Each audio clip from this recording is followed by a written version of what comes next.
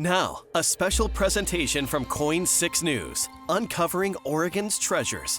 Good evening and Happy New Year, everybody. I'm Jeff Gianola here at the Oregon Historical Society. As we get set to celebrate a new year, we want to take you back to the past, a tour of the things and objects that are part of our Oregon history, all carefully stored away in a secret warehouse they call the Vault. Join me as we open the door and uncover the treasures of Oregon.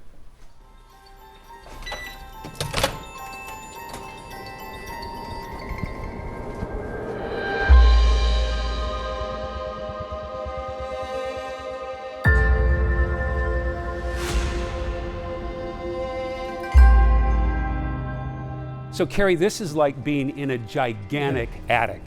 This is sensory overload for me in this room, Jeff. There's so many items, so many great artifacts, so much history to tell. For example, modern history right here. This is the control panels for the Trojan nuclear plant.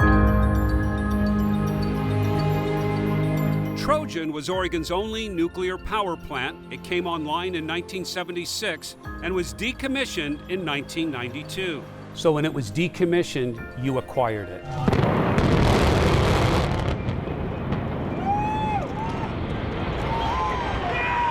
Right before they imploded the whole building there, and was given to us. And before you ask, yes, it's been tested. There is no nuclear fallout on it. But one of the most fascinating pieces, because that was such an iconic part of Oregon history. Old Portland movie theaters were an important part of our history. Their Art Deco architecture has now been lost to time. This was the ticket booth for the Fox movie theater In downtown Portland, where people would line up to get the tickets. There's a big neon sign, Fox, and we've got the neon F and O and X as well. This is what was called an undertaker's body wagon, or essentially a hearse. W.O. Donaldson was his name. You can imagine he might get called that someone had died. He would go out to the residence in a horse-drawn hearse to pick up the body. And there's even a casket, a wicker casket in back. There's no body in it. No, not last time I checked. Okay, what do we have here, Carrie? Well, some people look at this, Jeff, and say, is this a dinosaur bone? It's not, but it is a bone of a whale. And it is believed to be the bone of the whale that Lewis and Clark describe in their journals. When they were here in the, of course, early 1800s in the Cannon Beach area, in the journals they write about a whale that had washed up to shore. Pulpits from historic churches are stored here, some with very ornate woodwork. But this simple pulpit stands out for a reason. This is from the Vancouver Avenue First Baptist Church, which was one of the first African-American churches in Portland. This dates back to 1948. It's the pulpit, and it was made from apple crates. These two wheels, Jeff, are from the Battleship Oregon, and one of the great stories of Oregon history. The Battleship Oregon was called the Bulldog of the Navy back in the late 1890s. It was stationed in San Francisco. When the Spanish-American War began, President McKinley ordered the battleship to steam to the theater of war.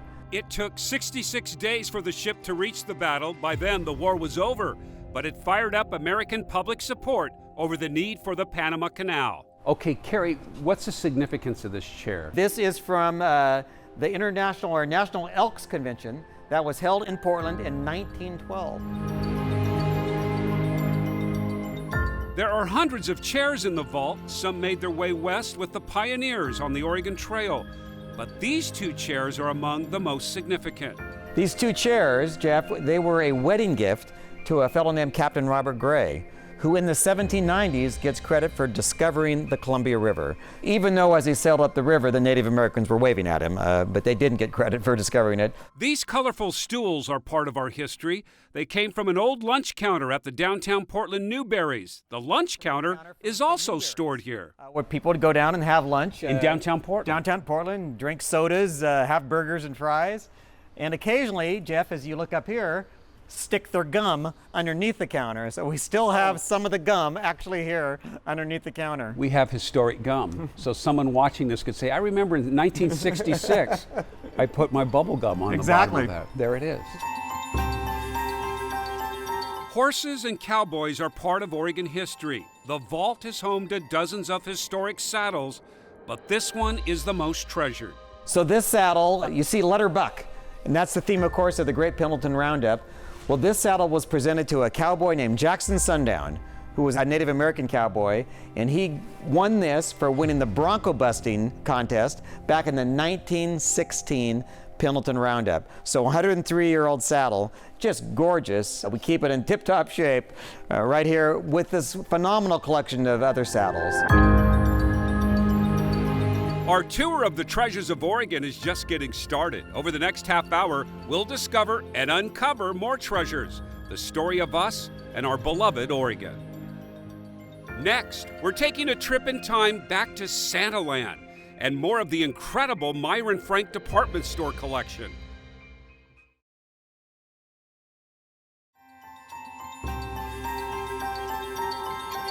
Welcome back to Uncovering Oregon's Treasures. What's your favorite Christmas memory? Well, for many people, it was a magical place called Santaland, located on the 10th floor of the old Meier and Frank department store in downtown Portland. It's just one piece of the Meier and Frank collection stored inside the vault. 100,000 square feet, state-of-the-art, climate and humidity controlled. The thousands of objects stored here tell the story of our lives, Oregon history preserved for future generations. What's the story behind this cow? Well, a fellow named Richard Perkins, who was a native of England, made a fortune in the West in cattle. And he came to Portland, and in the early 1890s, he built a hotel.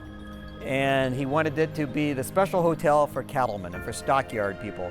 And so he installed this cedar cow on top of his hotel back in the 1890s. Many of the items here have a more personal story. Well, this is something that I think is neat because Tom McCall was really one of my heroes. Certainly the most iconic governor, I think, in Oregon history. And this was his desk that he kept at his home office, a classic old roll-top desk. And there are the strange, quirky items. One of the most colorful Portlanders, I think, of the 60s and 70s. Longtime Portlanders might remember Gracie Hansen. She was, for lack of a better term, Portland's Sophie Tucker. Okay. She performed at a club at the Hoyt Hotel, a 500-seat theater, and she was a chanteuse, kind of a Mae West type personality. These bright pink furry lamps are from Gracie's stage show, preserved here for history. Somebody else got the rest. And Darcel now has one of the dresses of Gracie Hansen, and she was just a little over 5 feet tall, and Darcel's a bit bigger, much taller, but has one of Gracie's dresses.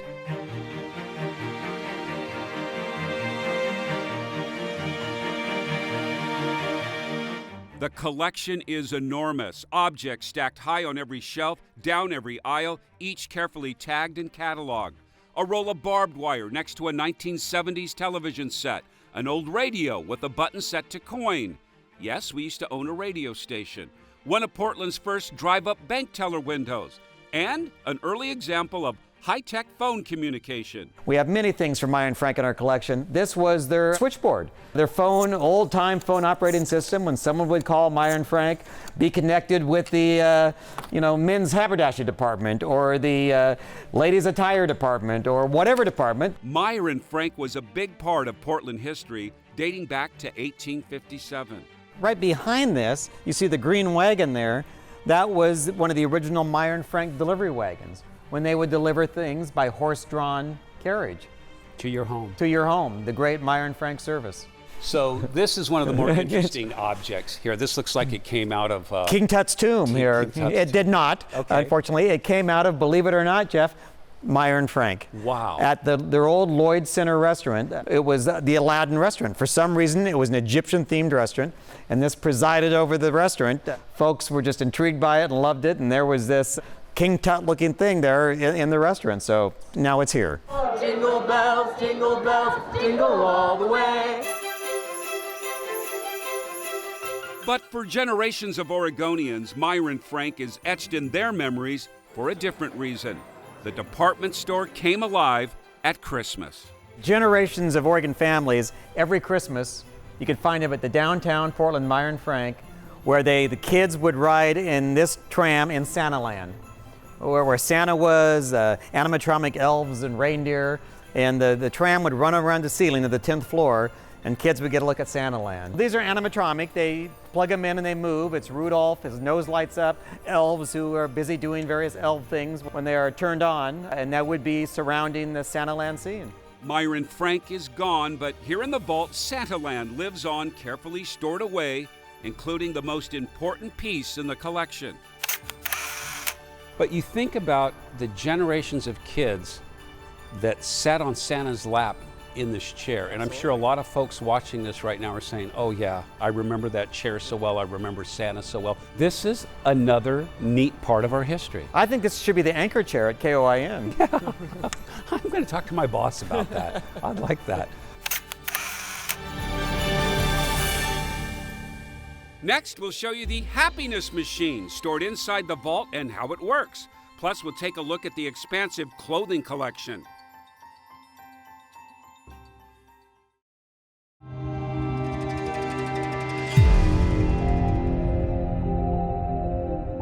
In addition to the artifacts, the warehouse holds a vast collection of clothing from Oregon history. Get set as we open the vault and uncover Oregon's treasures. From massive items to small, the things stored in the Oregon Historical Society vault all tell a story.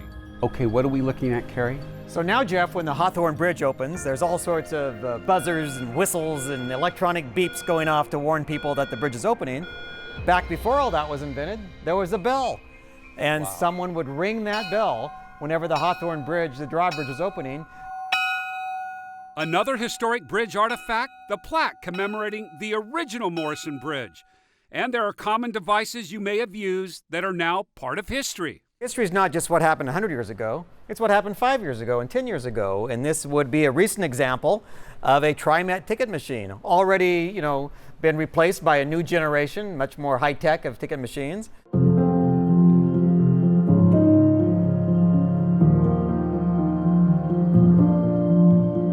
This was at Portland State University, where if you saw a fire, something smoke, you would pull this down and ring the alarm. But these used to be on street corners everywhere downtown. Absolutely. Do you have a toothache, Jeff? Yes, I do. Well, let's take a look at it, because this is one of the earlier dental x-ray machines.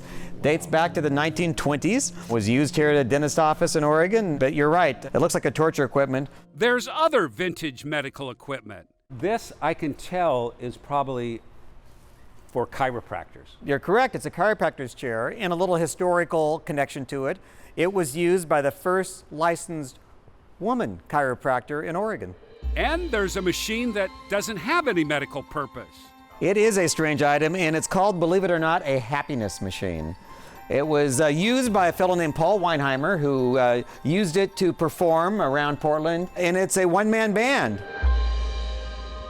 Of the thousands of objects in the vault, the items in these metal cabinets have to be treated with great care.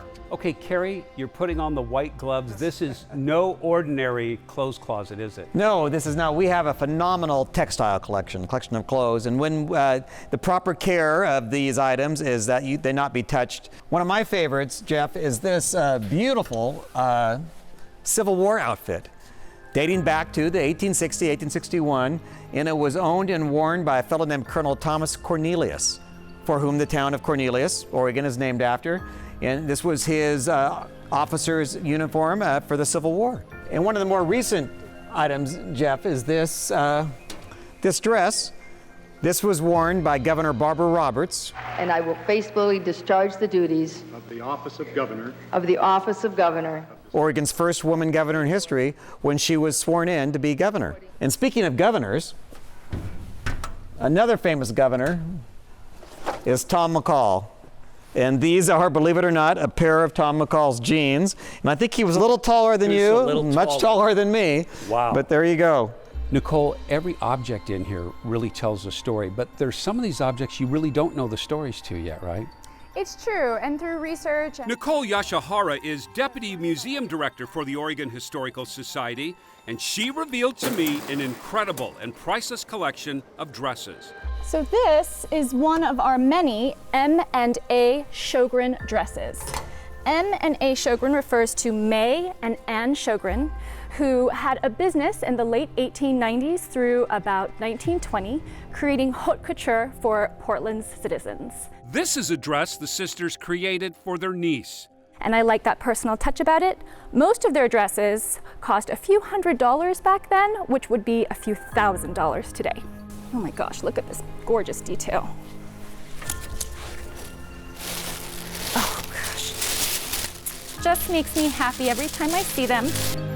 And here's a suit the Sjogren sisters didn't design. This diving suit here and the equipment surrounding it belonged to a Portlander named Harold Macon, who was one of the earlier folks who got involved in underwater photography. And this equipment was also used, Mr. Macon used it in the Vanport flood, the historic flood of 1948, to go underwater and look perhaps for victims, for damage, that type of thing.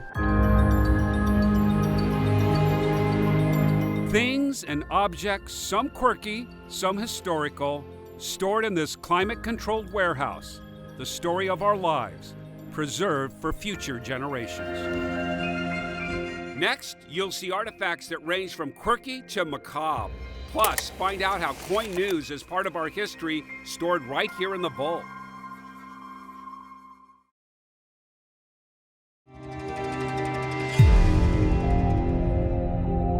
Some of our most important treasures are images and pictures of our past, and KOIN plays a significant part in documenting and preserving history.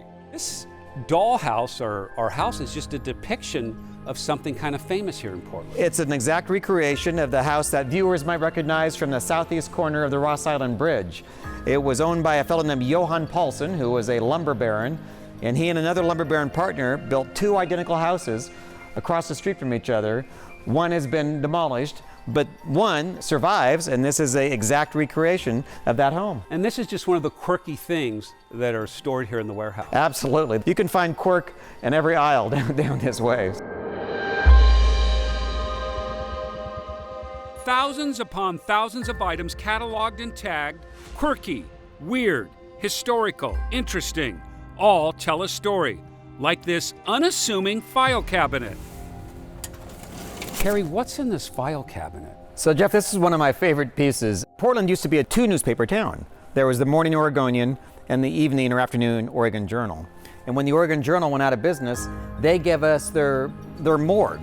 And this file cabinet, these are all murders. Every different envelope in here is a different murder. Hundreds and hundreds of them. But around the corner, a group of file cabinets caught my eye. They're filled with index cards, all labeled KOIN 6. We're so grateful to KOIN for donating this to us, because it's a day-by-day inventory of what happened in Oregon history on that day. Each index card describes a piece of old KOIN news film footage, carefully preserved and cataloged. You just go through here, and like I said, it's history by the day. Get up here and you'll find the big primary between Robert Kennedy and Gene McCarthy in Oregon in May of '68. And I believe that the year 1968 is the year to create, not to destroy. And here's a story about a Vietnamese war protest. Here's Richard Nixon campaigning in Pendleton, Oregon, wow. May 15th, 1968. How about that? So, see, I would love to see the film of that. So this is documented history, film documented history, and later years videotape history that's stored safely here at the warehouse. Correct. And so what the news stations did, if they were reasonable organizations like KOIN, you would create a card index system based by subject and year. Matt Cowan oversees and cares for the vault's massive film collection. For example, like for Robert F. Kennedy, before he was down in California and was eventually assassinated, his last stop was here in Oregon. So basically, not the last known footage of Kennedy, but kind of the last footage of Kennedy campaigning before he was killed. Old home movies are part of this collection. We have home movies of Celilo Falls disappearing that somebody just happened to go with their 8mm camera and just record that, and it's amazing. The rarest images in the collection are kept in this room. Early film was made of nitrate. It's flammable, explosive, and very fragile. As you can see here, we have basically a concrete pillbox that it exists in. So if there ever were a fire that existed in this vault, the idea is that it would stay contained in this vault. all before 1940, going back as early as maybe 1905, 1906. We have Pendleton Roundup footage starting in 1911, 1912, 1913. It's all kept extra cold and extra dry. So the vaults themselves are the coldest storage that we have here on site.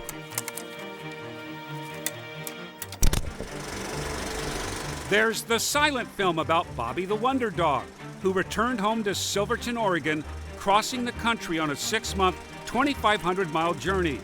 But only half the film is stored here.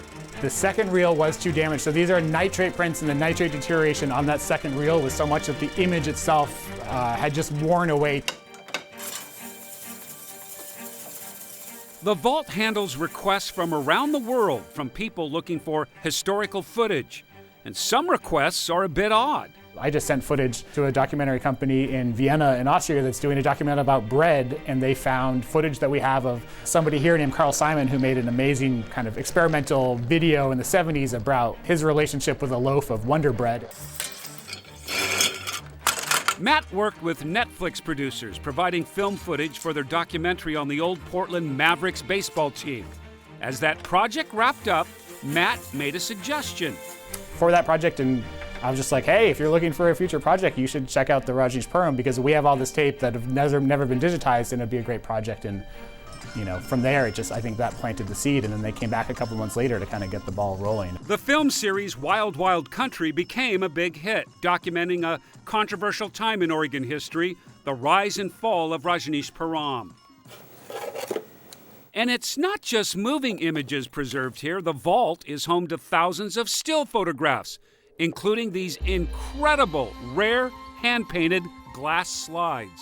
So we have here over 10,000 hand-colored glass slides. So these would have been what came starting in the 1850s. They had what were called magic lantern slides. They have a black and white emulsion on them, and then they're often hand-colored. And so that's either manually applied, or they're using stencils, or they're applying the color. Each glass slide is a piece of artwork documenting the people and places of Oregon, images and film, all part of the Oregon Historical Society Vault. What will future generations think of this wondrous collection? And what items will they add to it to become part of Oregon history, preserved here for all time? History is the past. History is who we are and why we are the way we are. And we've got to preserve history, show future generations what past generations did, collected, how they lived, what they saved, what was important to them. So we've got a little bit of everything here. But there are 3 things you won't find in the vault. Some of the most valuable items in the collection are always kept in this briefcase. Go to KOIN.com right now to find out what's inside. You'll also find exclusive stories on the Native American collection, the fine art collection, and how artifacts are donated and stored. Thank you for joining us for this special presentation, Uncovering Oregon's Treasures. Happy New Year.